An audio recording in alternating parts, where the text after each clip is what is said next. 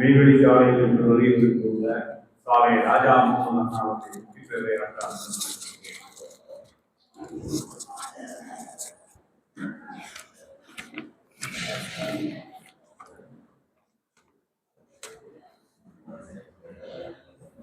நமஸ்காரம். முத்திப்பூர்ணம் மெய்யாக சரை கொடி கால மக்களிடத்தில் சர்வ மூலமந்திர நிரூபியர் மகான்மியராக இகுவான் சாலையாண்டவர்களை முத்திப்போர் பரமனே உருவெடுத்து பாரிடை குருவாய் வந்த துறவலர்க்கரசே காமில் தொன்மறை புகழும் தேவே அருணடை பாதம் நோவ அடிமைக்காயிறங்கி வந்த மறைமணி ஞான வாழ்வே மார்கநாதா போற்றி. நம் தெய்வம் ஒரு இடத்தில் உத்தரவு கேட்டு இந்த முத்தி பேருரையை தொடர்கிறேன். நம்ம மெய்வழிக்குல அனந்தாதி அவர்களுக்கும் இதை தொடர்ந்து வரும் நன்மன மக்கள் அனைவர்களுக்கும் என்னுடைய நமஸ்காரத்தை தெரிவித்துக் கொள்கிறேன். இன்னைக்கு ஒரு ஆச்சரியம் என்ன அப்படின்னா, நான் என்ன சப்ஜெக்ட் எடுத்து பேசணும்னு நினைச்சேனோ அதே சப்ஜெக்ட் இன்னைக்கு வாக்கியமா வந்தது. ரொம்ப மகிழ்ச்சியா இருந்தது. அதாவது மனிதனுடைய அந்த 7 பிறப்பினுடைய ரகசியம் என்ன அப்படின்னு இதுவரைக்கும் வந்த எந்த வேதங்களும் தெரிவிக்கல. பிறந்தாங்க, வாழ்ந்தாங்க, செத்தாங்க, அப்படிதான் இருந்தது ஒழிய நம்ம தெய்வம் தான் அதை பிரிச்சு சொல்றாங்க.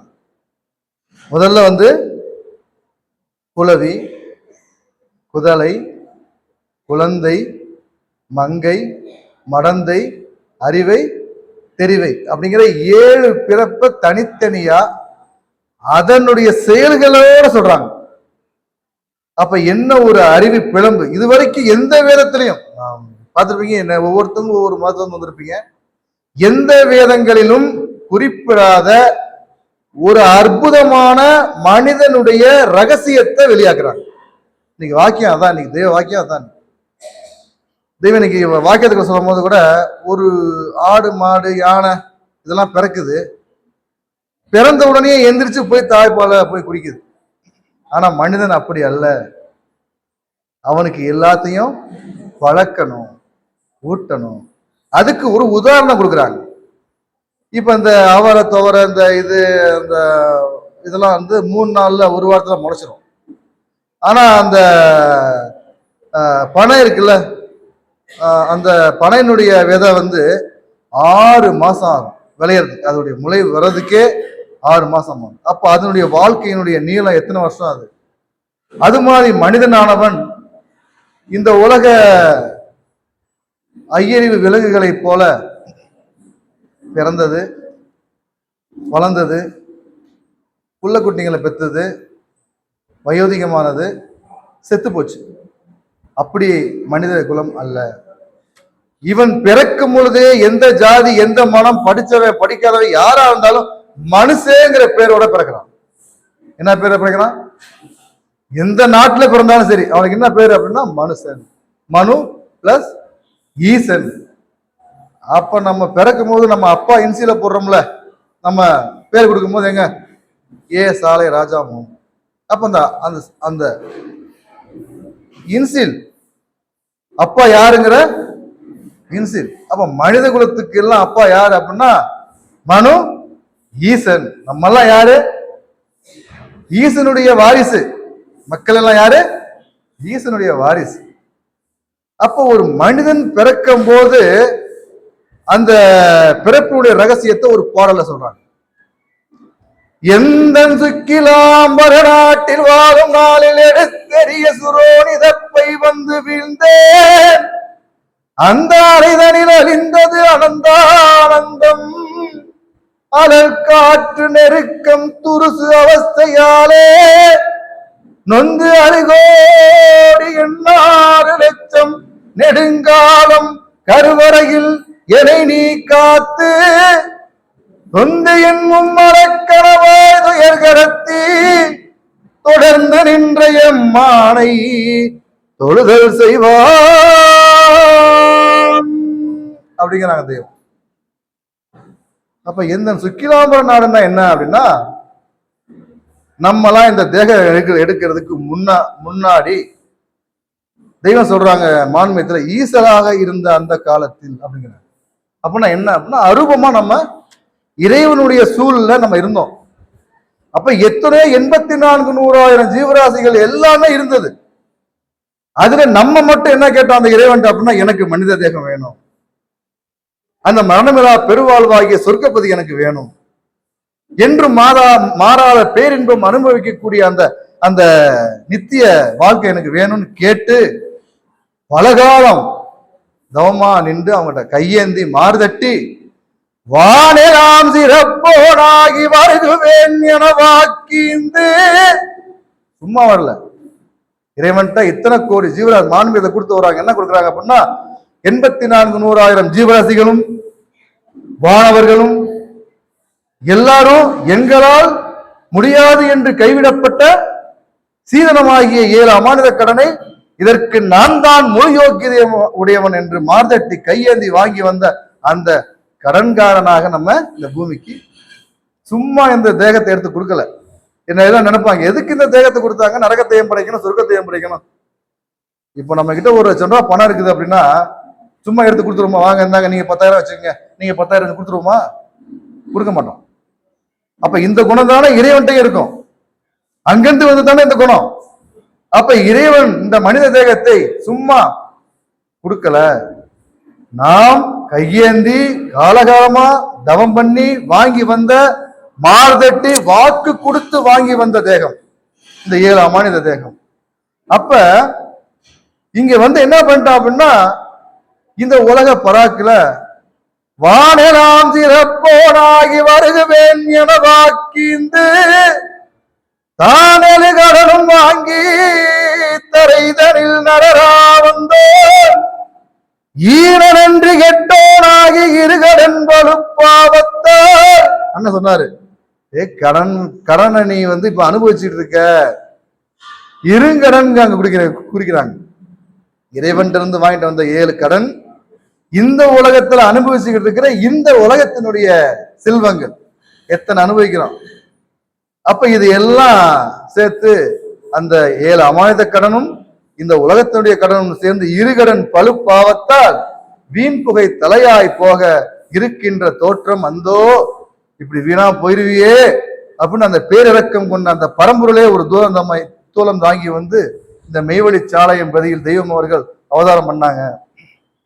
அப்ப நம்ம அந்த ஈசலா இருந்த அருவமாகிய அந்த எல்லையிலிருந்து அந்த நம்ம கொடுத்த வாக்குக்கு தெய்வம் அவர்கள் அந்த பரம்பொருளானது ஒத்துக்கிட்டு நம்மளையும் கூட்டிக்கிட்டு தகப்பனுடைய ஒரு அணுவுக்குள்ள வந்து புகுந்தது. அது ஒரு தாயினுடைய கருவறையில போச்சு. அந்த கருவறையில் யாருக்கா தெரியுமா, எனக்கு இந்த புள்ளதான் பிறக்க போதும் தெரியுமா, அம்மாக்கு தெரியுமா, அப்பாக்கு தெரியுமா? அந்த ஒரு அணுவிலிருந்து அத சொன்னாங்க, அணுவுக்கு அணுவாயும். அந்த வார்த்தை எதுக்கு எப்படி கொடுத்தாங்க அப்படின்னா, அந்த ஒரு அணுவுக்குள்ள தான் குடியேறிக்கொண்டு இந்த அழகான மாளிகையாகிய தேகத்தை கட்டினான் இறைவன். அப்ப இறைவன் குடியிருக்காங்கன்னா அண்ட சராசரமும் தானே உள்ள குடியிருக்கு இல்லையா? அதுக்குதான் நம்ம ஒரு இதை சொல்லுவாங்க, அண்டத்தை கொத்துது பிண்டம் என்றறிவாய். இந்த அண்ட சராசரத்துல என்னென்னலாம் இருக்கோ அதெல்லாம் மனிதனுக்குள்ளே இருக்கு. ஏன் அப்படின்னா மனிதனுக்குள்ள மட்டும்தான் இறைவன் குடியிருக்கிறார். கல்லிலோ செம்பிலோ வானத்திலோ பூமியிலோ நெருப்பிலோ நிலவிலோ இல்ல. அதுக்கு தெய்வம் ஒரு அழகான பாடுபடுறாங்க, என்ன பாடல சொல்றாங்க, அண்டமும் அதிபாதாளமகிலமோடமரர் மற்றும் கண்ட நாள் யோனிதோ, கண்ட நாள் வகை நாள் யோனிலையும் கிடையாது, கண்ட நாள் யோனி தோற்றம் கணிக்கொணா உடலோ சங்கம் தொண்டனு மனிதன் சுத்தத்துறை இருதயத்தில் அன்றி விண்டெங்கும் வெளியாகாத இறைவனை இறைஞ்சிவோமே. அத சொல்லி வரும்போது வானெல்லாம் சிறப்பு அந்த தேவர்கள்கிட்டையும் இல்லைங்கிறாங்க, வானவர்கள் கிட்டையும் அது அண்டமும் அதிபாதாளம் அகிலமோடு அமரர் மற்றும் வானவர்கள்ட்டையும் இறைவன் அவங்கேயும் இல்லை அப்படின்ட்டாங்க. அப்ப எதுக்குள்ள இருக்காங்கன்னா அந்த மனித தேகம் எடுத்தாதான் இறைவன் உள்ள குடியிருக்க முடியும். அவங்க மட்டும்தான் இறைவனை அறியக்கூடிய வல்லவம் உடையவர்கள். அப்ப இத அந்த ஒரு அணுவிலிருந்து குடியேறி இந்த தாயினுடைய கருவறையில வந்து அந்த 10 மாதம் இந்த புறக்கருவிகள் எல்லாம் வளர ஆரம்பிக்குது. வளர்ந்து அது வெளியே வந்த உடனேயே ஆகா அருமையான ஆண் குழந்தை பிறந்துருச்சு. தெய்வம் சொல்லுவாங்க அந்த வாக்கியத்துல, முத்தி அது தங்கமே செல்லமே கொஞ்சி அதை வளர்த்து பாக்குறாங்க, சந்தோஷப்படுறாங்க. ஆனா அது எப்படி இருந்தது? கண் இருந்தது, குருடா இருந்தது. காது இருந்தது, செவிடா இருந்தது. நாக்கு இருந்தது, ஊமையா இருந்தது இல்லையா? கை காலெல்லாம் இருந்தது, நொண்டியா இருந்தது, நுடமா இருந்தது இல்லையா? அப்ப என்ன இருந்தது? தெய்வம் சொல்றாங்க, தாய் கருவறையில ஒரு சத்தமும் மூச்சு இருந்தா பழப்பாளா? அப்ப அந்த பருவத்துல என்ன அப்படின்னா சத்தமும் சுவாசமும் மட்டும்.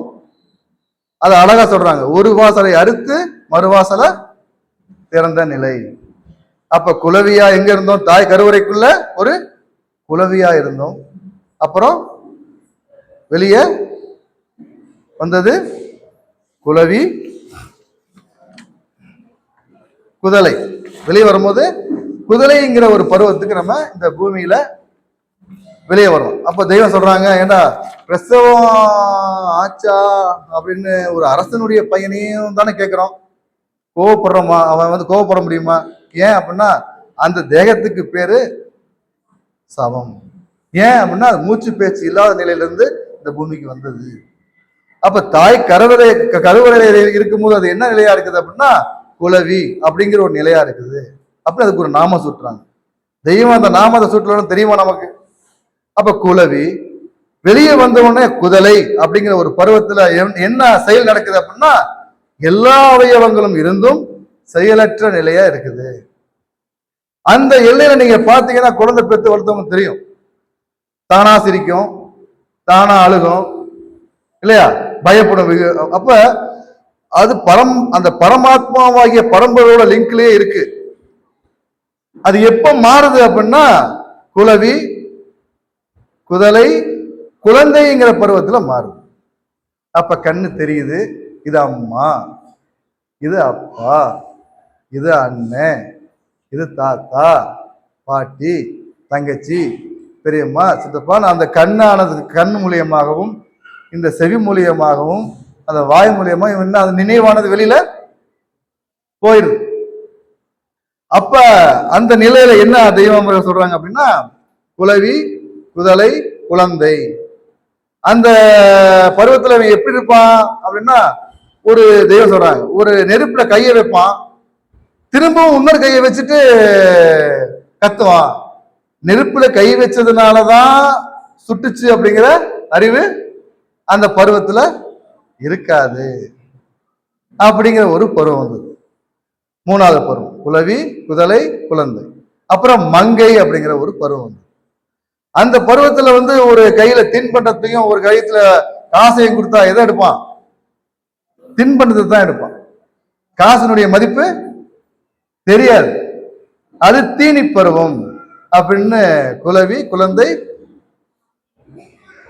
குழந்தை, மங்கை அப்படிங்கிற பருவத்தை கொண்டு வர்றாங்க. அப்ப அந்த வயசுல என்ன அறிவு அப்படின்னா தீனி, அவனுக்கு தேவை வந்து தீனி தான். அப்புறம் மங்கை, மடந்தை அப்படிங்கிற ஒரு அறிவு வருது.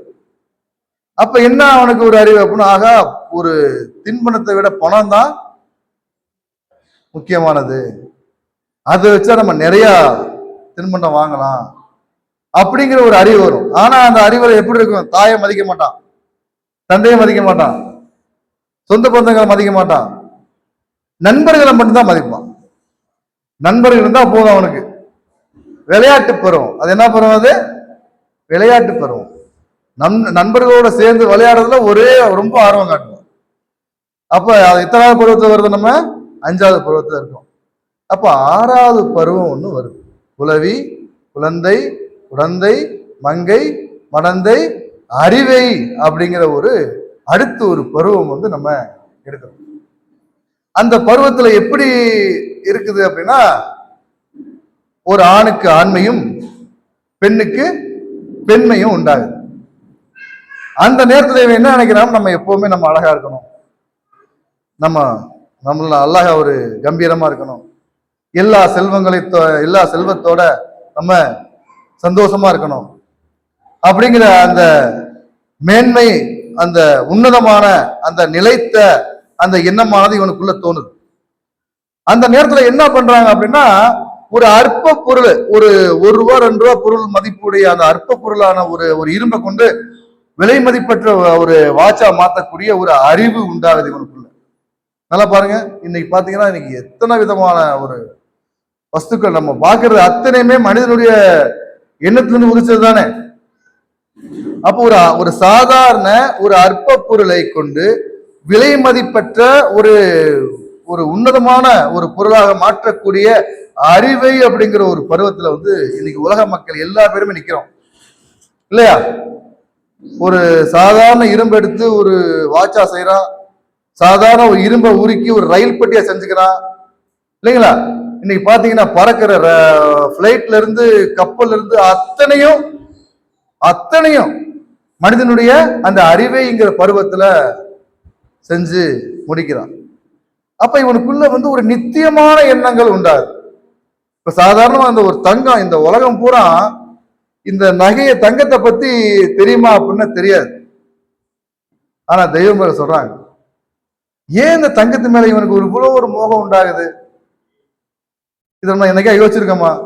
காலகாலமா இதுக்கு உண்டான ஒரு மோகம் உண்டாது. இன்னைக்கு பாத்தீங்கன்னா ஹை ரேஞ்சில் போயிட்டு இருக்கு. ஒரு பவுன் 1,00,000 மேல போயிடுச்சு. அப்ப இந்த நகை எதுக்கு இந்த தங்கத்து மேல இவனுக்கு ஒரு மோகம் உண்டாகுது? எப்ப அவனுக்கு மோகம் உண்டாகுது? அந்த 6வது அறிவு, அந்த 6வது பிறப்பாகிய அந்த அறிவுங்கிற பிறப்புல தான் அந்த மோகம் உண்டாகும். அதுக்கு முன்னாடி வரைக்கும் அவனுக்கு அவ்வளவா ஈடுபாடு வச்சுக்க மாட்டான். ஏன் அப்படின்னா, இவனுடைய ஜீவனுடைய குணம் இந்த தங்கத்துல இருக்கு. இதுல தண்ணிக்குள்ள ஒரு கடலுக்குள்ள போட்டாலும், உப்புக்குள்ள போட்டாலும் அரிக்காது, மண்ணில் போட்டாலும் மாறாது, இதனுடைய கலர் மங்காது, இதனுடைய சைனிங் அந்த இது என்னைக்கும் நிலைத்து நிற்கும்.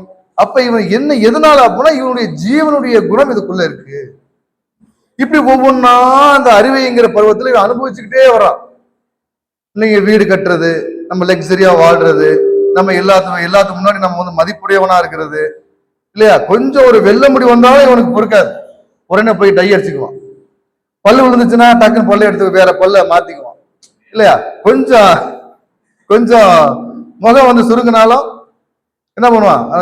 இதெல்லாம் ஃபேன்லாம் அதெல்லாம் போட்டு அப்படியே இதெல்லாம் பண்ணி கடைசியில என்னடா ஏன் இந்த எண்ணங்கள்லாம் உண்டாகுது அப்படின்னா, இவன் நித்தியமானவன் அப்படிங்கிற ஒரு அறிவு இவனுக்குள்ள உதயமாகுது.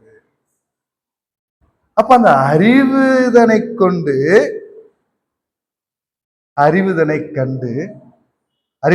அப்படின்னா யார்? அவங்க ஒரு மெய் விரிவிரான் ஆகிய அந்த அறிவுதனை கண்டு தனக்குள் இருக்கும் அந்த அறிவாகார அந்த வஸ்துவாகிய அந்த இறைவனை அடையணும் அப்படிங்கிறது தான் அந்த அறிவை அப்படிங்கிற பருவத்துக்குள்ள இருக்கிற ஒரு அறிவு உதிப்பு.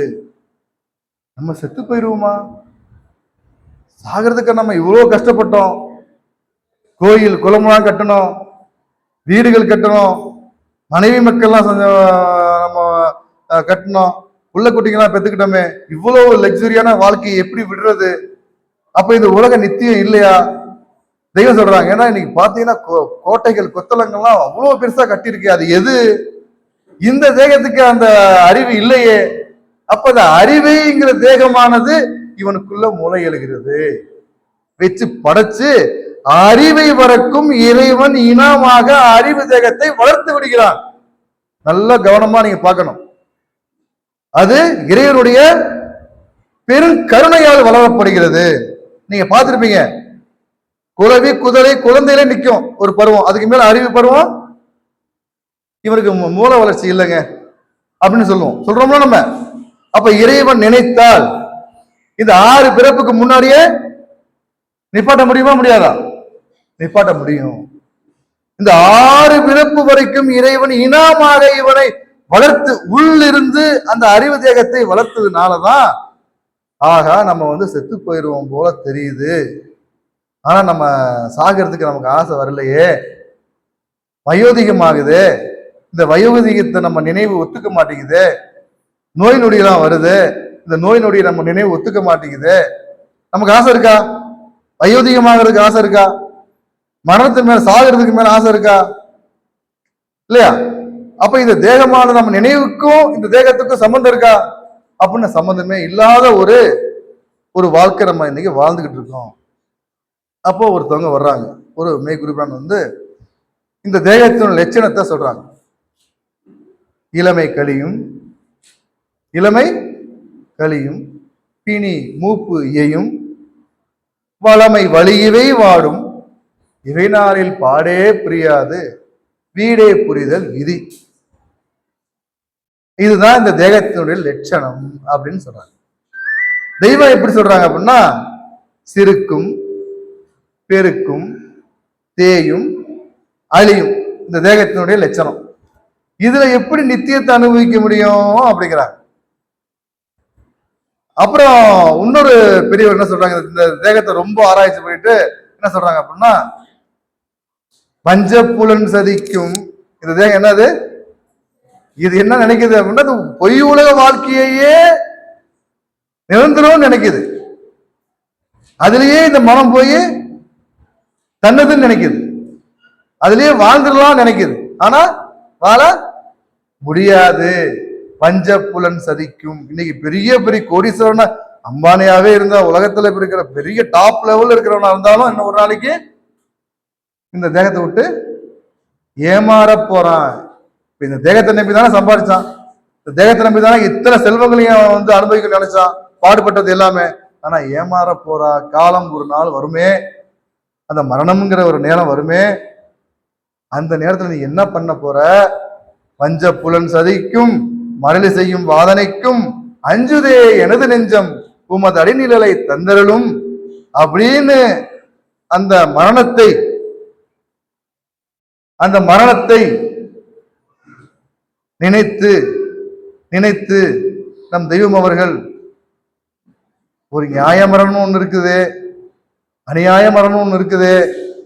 அப்ப மரணத்துல 2 விதமான மரணம் இருக்குது அப்படின்னு அறியக்கூடிய அந்த அறிவாகார அந்த ஊற்றை, அந்த அறிவாகார அந்த பிறப்பை இறைவன் இனமாக இறைவன் நம்ம கொடுத்ததுனாலதான் இன்னைக்கு மக்கள் அத்தனை பேர் இன்னைக்கு உட்கார்ந்துருக்கோம். இந்த அறிவைங்கிற பருவம் வரைக்கும் இறைவன் கொடுத்துறாங்க. அப்ப அந்த அறிவைங்கிற பருவத்தினுடைய உன்னதம் என்ன அப்படின்னா, மரணங்களா பெருவாழ்வாகிய நித்திய வாழ்க்கையை, நித்திய திருமேனியை, அந்த நித்திய உலகத்தை கைமூடுவதற்கே இந்த அறிவை என்னும் பருவம் வரை இறைவன் இனமாக வளர்த்து கொடுத்தான். அப்ப அந்த நித்தியமான அந்த அறிவைங்கிற அந்த நித்திய வாழ்க்கை அந்த அடையணும் அப்படின்னா அதுக்கு யாருடைய உதவி வேணும்? அதுக்கு ஒரு மெய் குருபிரான் வேணுமே அப்படின்னு அறியாமையில் இருந்த இந்த மக்களை, இல்லையா, நம்மெல்லாம் அறியாமையில் இருந்த இந்த நம்ம இதுதான் இந்த உலகம்தான் நித்தியம் நினைச்சுக்கிட்டு இருந்த இந்த நம்மளை நித்திய வாழ்க்கை ஒண்ணு இருக்கு, நித்திய உலகம் ஒண்ணு இருக்கு, நித்திய உடல் ஒண்ணு இருக்குது. இப்ப அண்ணா சொன்ன மாதிரி இது வாடகை வீடு தான், இது உங்க வீடு கிடையாது, நம்ம வீடு கிடையாது, நமக்குன்னு ஒரு வீடு இருக்குது அப்படின்னு தெரிஞ்சுக்கிற அந்த என்றும் பொய்யகத்துறைந்துள்ள மனதை, என்றும் பொய்யகத்துறைந்துள்ள மனதை மெல்ல மெல்ல மெய் அறிவு உதயம் காட்டி காட்டி, கண்ணில் இல்லை இதுல பாக்குற அத்தனையுமே குர்ஆன்ல சொல்றாங்க, நபுசைய சைத்தானியாவை தவிர வேறு இல்லை. நீ பார்க்கிற கடல், மலை, ஆறு, அருவி, வீடு, செல்வம், சொத்து அத்தனையும், சூரியன் சந்திரன் முதற்கொண்டு நட்சத்திரங்கள் முதற்கொண்டு அத்தனையும் ஒரு நாள் அழிய போது. முகத்து கண் கொண்டு காண்கின்ற மூடர்கள் அகத்து கண்ணனை யார் என்று அறிந்திலர். அப்ப என்றும் பொய்யகத் துறைந்துள்ள மனதை மெல்ல மெல்ல மெய்யறிவு உதயம் காட்டி காட்டி அக விளைவு குறியேற்றி உள்ளும் புறம்பும் சிறக்க செவ்வீழ் அடைவனவாகிய நரரை மக்களாக்கி மக்களை தேவர்களாக ஆக்கக்கூடிய அந்த செயலை உடைய அந்த மகா பரிசுத்த அந்த நித்திய அந்த மகிழ்ச்சிகரமான அந்த வாழ்க்கை வரத்தை அளிக்கக்கூடிய அந்த மெய்க்கல்வி, அந்த இல்ம் அப்படிங்கிற அந்த மெய்க்கல்வியை போதிக்கக்கூடிய நம்முடைய மெய்க்கல்வி கலாச்சாரையானது பிரம்ம பிரகாச மெய்வழி சாலை என்னும் அந்த குருட்சேத்திரத்தில் நம் தெய்வம் அவர்கள் நம்ம எல்லோரையும் சேர்த்து ஆக்கி அந்த மெய் குருபிரானாக தானே அதற்கு ஒரு வாத்தியாராகவும் அதுல வந்து உதித்து நம் இந்த நரரை மக்களாக்கி மக்களை தேவர்களாக ஆக்கி தேவர்களை மறைபடா தேவன ஆக்கக்கூடிய மெய்க்கல்வி கலாச்சாலை என்னும் நம் மெய்வழிச்சாலையில் நம் எல்லோரும் சேர்ந்து இருந்து ஒன்றாக கூடி இதை பத்தி பேசி, அதுக்கு பேர் சத் சங்கம்ங்கிறாங்க. இதை பத்தி பேசி அந்த அந்த தோல்குடி சேராதார் வாழ்க்கை தாழ்குடி எனக்கான். ஏன் அப்படின்னா நம்ம சின்ன பிள்ளை ஒரு கதை சொல்லுவோம், ஒரு மாடு போச்சுன்னா சிங்கம் அடிச்சிருது, எல்லா மாடும் சேர்ந்து இருக்கும்போது சிங்கம் வர மாட்டேங்குது, எல்லாம் சேர்ந்து அதை விரட்டிடுது. அப்படிங்கும் போது ஒரு தனிப்பட்ட தனியான ஒரு ஞானத்தை நம்ம அடைய முடியாது. இப்படி சேர்ந்து இந்த மெய்வெளியில நம்ம தொடர்ந்து பிரயாணம் ஆனோம் அப்படின்னா நமக்கு கண்டிப்பாக நிச்சயமாக அந்த மேலாம்பரம் என்னும் 4ஆம் பதம் அளிக்க நம் தெய்வம் அவர்கள் கூடி காத்துக்கிட்டு இருக்காங்க. நம்ம தெய்வம் அவர்கள் நமக்காக காத்துக்கிட்டு இருக்காங்க. அதான் தெய்வம் சொன்னாங்க, என்னுடைய அன்பை நீ பெற வேண்டும் என்றால், தெய்வமுடைய அன்பை நம்ம பெறணும்னா என்ன பண்ணணும்? உன்னுடைய ஜீவ சகோதரருக்கு போல நீ அன்பு செலுத்துங்கிறாங்க. நான் அதை தான் நான் விரும்புறேன், தனிப்பட்ட ஞானத்தை நான் விரும்பல அப்படின்னு அந்த மெய்ஞானத்தை போதிக்கக்கூடிய மெய் குருபிரா நமக்கு கிடைச்சிட்டாங்க. அப்படிங்கிற சந்தோஷத்துல நம்ம எல்லாரும் வாழ்வோமாக, மெய் வழியை தொடர்வோமாக. நம் தெய்வம் அவர்கள் அங்க வந்து தெய்வ அண்ணன் சொன்ன மாதிரி கேட்டுட்டு போறதில்லை. நம்ம மெய்வழி சாலைக்கு வாங்க, அங்க வந்து ஜீவனுக்கு உண்டான உணவு இருக்கு, அந்த உயிருக்கு உண்டான ஒரு வாழ்க்கை இருக்கு. இப்ப இந்த உடல் வளருதுல, இந்த உடலுக்கு என்ன வேணும்? உணவு வேணும். உணவு இல்லைன்னா செத்து போயிடும் இல்லையா? அது மாதிரி இந்த ஜீவ தேகம் வளர வேண்டும் என்றால் செவி உணவு வேணும், தவம் வேணும். இது 2 இல்லைன்னா செத்து போயிடும். நம்ம தெய்வம் அவர்கள் காலையில 4:30 மணிலிருந்து ஆரம்பிச்சு பகல் பூரா 5 வணக்கமும் இரவு பூரா வணக்கங்களும் எடுத்து வச்சு அந்த தெய்வம் அவர்களுடைய தவத்தை குழலில் திணித்து ஊதி நமக்கென்று அந்த ஜீவனுக்கு உண்டான தவத்தை நாம் அனந்தாதி தேவர்களுடைய அந்த எக்கால அந்த நாதத்திலிருந்து நமக்கு அளிக்கிறார்கள். அதை எல்லோரும் பெற்று அந்த மெய் வாழ்க்கையில் நிரந்தரமாக அந்த வீடு பேறு என்னும் அந்த வீட்டில் குடியேறி நித்திய வாழ்க்கையை வாழ்வோமாக. நமஸ்காரம், நமஸ்காரம்.